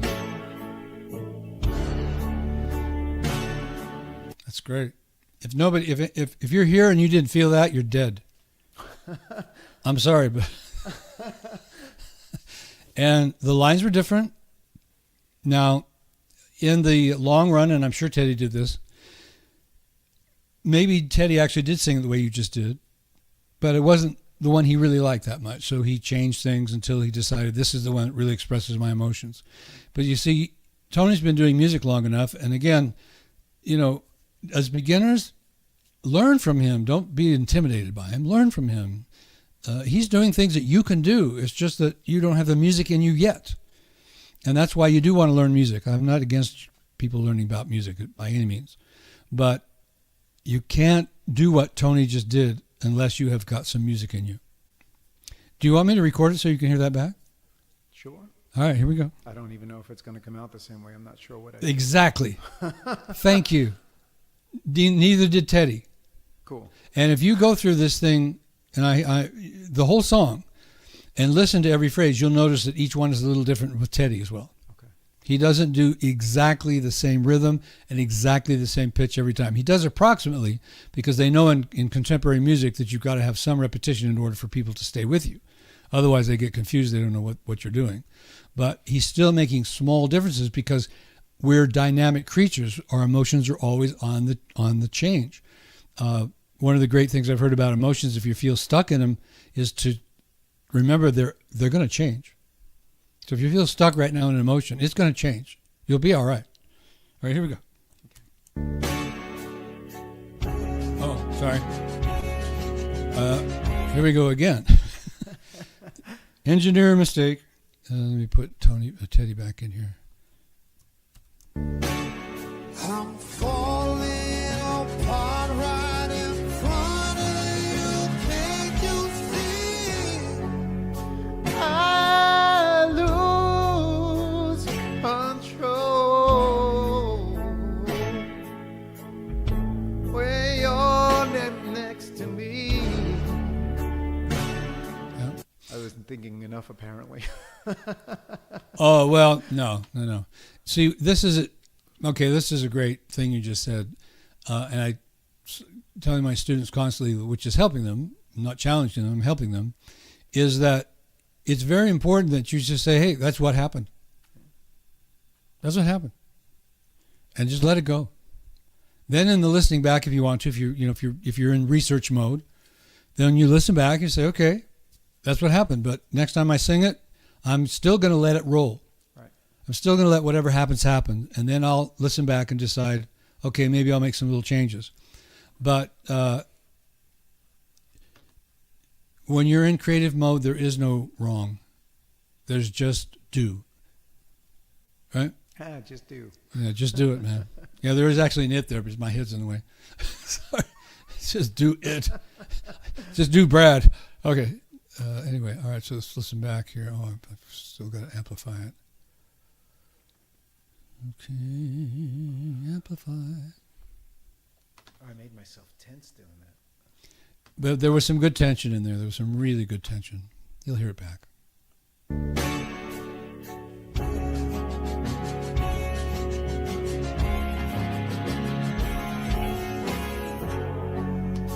I lose control when you're next to me. And now I'm going to add some reverb to that, which is a funny little thing Audacity does. It strips away the reverb you're hearing, Tony, so we have to put it back in when we're listening back. But I think everybody deserves to hear this at the high quality that it deserves. Here we go.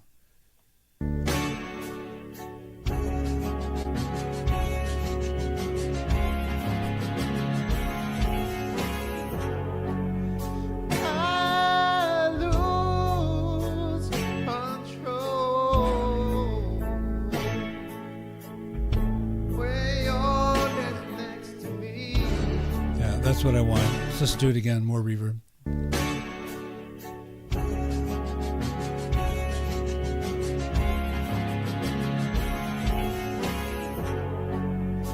I lose control when you're next to me. Yeah. This is great. It's all about learning, man. That is very, very good. Okay. Let's see. So questions I might have if I was a student about this, I'd say, well, yeah, Brad, that's all great, but how much repetition is it really going to take? Well, it's going to take what it takes, number one. There's no, it takes this long and it's done. You know, university, you go get a diploma. You see, I don't have diplomas on my wall. I have platinum records. Platinum records show that what we did works. If I have a piece of paper up there, it doesn't mean I can sing. It doesn't mean I can do anything. It just means that I got an A+ in that class, or maybe, you know, I was cum laude or something like that. But this world is different. You either can do it or you can't. So it happens when it happens. And as Tony takes this onto his own and works on it on his own time, things are going to change and they're going to get better and better and better. But as a beginner, it's the same thing. It's just that you take shorter sections and you just work on little things until you can do it. And you can change the key in Audacity, which the book also talks about, so that you're comfortable singing. And the video program will show exactly how to do that. So that you're comfortable singing, so that you're not straining while you're trying to work out these issues. So that you can sing for an hour instead of 5 minutes. We all know that, well, not all of us, but some of us know that feeling. 5 minutes, oh, my voice is gone. So it's not a load. It's not bearing on your chest. It's fun. It's great. It's exciting. It's doing things. It's making up stuff. It's like, wow, did you hear that? You know, I didn't know I could do that. I didn't even know that was coming out of me, but listen to it. That is so cool. And these are just the tools that I'm showing you. And I'm not making this up brand new. I mean, people have been singing with emotion longer than there's been voice teachers, longer than there's been music teachers, even longer than there's been musicians. There's people imitating birds, or, you know, like one of my students loves the imagery. I'm just walking down the road and I just feel what I feel. And I don't care if anybody hears it because I love what I'm doing. Right. You know, it's just, you just do it. And that sounds daunting, but it's not. It's just a process, a little bit at a time, a little bit at a time. Every day you get better, you get better. Just use these tools because, as I mentioned earlier, instant gratification is a cheap imitation of what Tony just did. Yeah, you can say, well, I can do what Tony does. Yeah, I can do it. Listen to me, I can do it. But if you haven't paid your dues, and I don't know if you guys are using this term anymore, but what it means is that when you pay your dues, that means you put in the time, you put in the effort, you put in the fun, you put in the joy, you put your emotions into it, and then your dues will pay you back. And that's what Tony got to hear when he heard the recording back. Oh, listen to all that stuff that I didn't even know I could do. How come I came in on that high note instead of crawling up like Teddy did? I don't know. But that's you. And that's anybody out there. So this is not a belaboring, you have to be great singer methodology. We're just using Tony because we want you to hear how it can be over time. Now you might ask, well, Brad, have you ever done it? Well, yes, I have. But the standard is when you're teaching, you don't do it yourself because that's not what people want to hear. They want to hear that you can teach it, that other people can actually do it. So that's why Tony's here. Plus, he's a nice guy to talk to. I like having him here so that I can, jab him a little bit. He can jab me back. I don't know if you guys watch YouTube videos, but they can be the most boring, or things are going by so fast, you don't even know what happened. It's like, I'm trying to learn how to do this, and you're like, click. No, we're going to take our time. We're going to get this right. So there's a new thing about YouTube, though, that they're saying, which I think is great, is the long-form videos are now starting to do better than the short-form, which means people are saying, I want to know all of it. I want to know everything this person has to offer. I don't want to just hear 60 seconds of it and leave.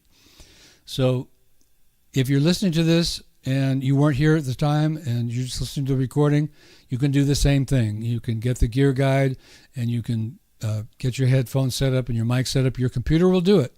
You don't need to be in a recording studio. Tony and I've got things a little bit more sophisticated, but you can do everything we just did on a simple computer. So do it. Put in the time. Have fun. If you're not having fun, nobody wants to hear you sing anyway. So don't bother being serious about this. Enjoy, enjoy, enjoy. All right, so I'm just going to kind of close this up by kind of talking about what we've done already. So, you looked at the screen, right? You watched, at least I hope you did, and you saw and heard, not just saw, but you saw and heard the hard evidence, meaning we zoomed in and we decoded Teddy Swims Imprint. We know what the man's up to. Now, we could go even slower and we could get even more details, but we're not going to do that today. But I certainly would recommend it. Tony did it. Okay, so we saw that grit, that feeling everybody's talking about, Teddy's got grit, is not a technical trick. It's not a voice lesson. It's an emotional expression. The sheet music that we played proves that great artists like Teddy do not follow the rules of sheet music, perfect pitch and perfect rhythm. His soul sang, not his notes on the piano. Because great artists understand that feel is far superior to perfect rhythm and perfect pitch. We proved that. If you want to tell me we didn't, I'd love to hear it, but we did. So seeing once is great. It's like an epiphany. It's like, oh, I didn't know that this could be learned. Oh, this is really cool. But going back to instant gratification, like, okay, I watched the YouTube show, so I'm cool now, is not going to get you where Teddy is. You've got to do it over and over and over again. And if you want to try to figure it out your own way, go ahead, or you can use time savers like my video program. Go through each line a little bit at a time. I'm going to show you what that looks like with this wonderful share screen thing. I should have had Audacity down anyway. Okay, so this is what the image of the software looks like. Right here. Share, put on the stage. Okay. So you see the computer screen here. So everything's inside of here. I still see you. Oh, sorry. Stage time. See, Tony's also my producer. Okay, so you can see that there's 30 videos, and it's going to imprint every artist that you choose. You can choose any artist you want to put into this program and learn from them. It doesn't have to be Teddy Swims. Maybe you don't like Teddy Swims. Well, we're not here to argue that one way or the other. We're just here to show you that you can learn, that you can grow, that you can be great, that you don't have to just keep singing blind and hoping that someday something will change. And the other thing I'm going to show you here is the book. Okay, and of course, if I don't get it up on the screen, Tony will tell me, and I will appreciate it. I won't say, oh my God, I made a mistake. Oh, I'm so sorry. No, I'm going to say, thank you, Tony. All right, so here's the book. There we go. And you got Mayat Hotep's name here as the co-writer. He's the record producer, so he chimed in on the recording section of the book and had great information about compression and limiters, so forth. And he's, again, a big believer in sync from feel. So you've seen that now. I'll bring myself back on the stage because we don't need to see that anymore. And let's put Tony back up because he helped us so much today. So we're just going to kind of finish this by saying, all this information is in chat. You can get the gear guide, and in the description you can get the Sync for Field Mastery System. Check it out. Now, I'm not going to say it's only $97. That puts it down. It's $97, and it will save you thousands of dollars. It is worth every penny. You can believe me or not, but I believe it myself. So don't wait. I mean, you can hang out. Oh, I saw the show. Okay, it was really cool. I'll go back to playing video games, whatever. But if you want to be a great artist, don't wait. Don't go back to the technician trap. Okay, you go back to your vocal lessons. You do your exercises. That's very cool. Do it. I'm not against it. But add this to it. Make sure you don't get stuck out there performing like those people know what you're doing, like those people know what your vowel shapes are, like those people think that 6 times a second vibrato is important, like those people think that you've got to be in the pocket every time. They don't know about that. But what Tony said when he was interpreting the lyrics, that they know about. So when Tony felt it and sang it, everybody on the planet, even if they don't know English, could hear what just happened there. So go check out the links. And like YouTube always tells us to do, please subscribe and like this page because YouTube uses that to promote itself and to promote the people that are doing their shows and so forth. I know it gets a little bit sickening to keep hearing it over and over again, but that's why they tell us to do it. And you'll know when the next show is if you subscribe and, put it in there for it to pop up and say, hey, Brad's going to be on tomorrow. Hey, cool. Plus, you got an email about 1 second when the show started. So I like to tell people that are on my email list. And when you join the gear list, of course, it'll ask for email. So it's another way that you can keep in touch with me. Tony, any last comments, questions? I mean, we're not in a rush here. Just number one, thank you for having me do this with you. And number two, I'm eternally grateful that we have found you and that I'm starting to work with you the way that I am. And it means the world to me. And it has changed so much about just my entire approach to entertaining and singing and performing and feeling all of the above. Thank you. You're so welcome. And there's another lesson you can learn. Live in appreciation. Just it'll help you, especially as an artist. You remind me of Kevin Cronin of REO Speedwagon. He was very appreciative too, and he was a big celebrity. And sometimes big celebrities are not appreciative of anything. Everything's got to be their idea, and they're not going to give credit to anybody. And that's sad for us, for those of us who've actually helped them. But what Tony said makes up for all that. So thank you very much. All right, so we'll call it a day or night, wherever you are in the world. Thanks again, and we'll see you next time. Take care.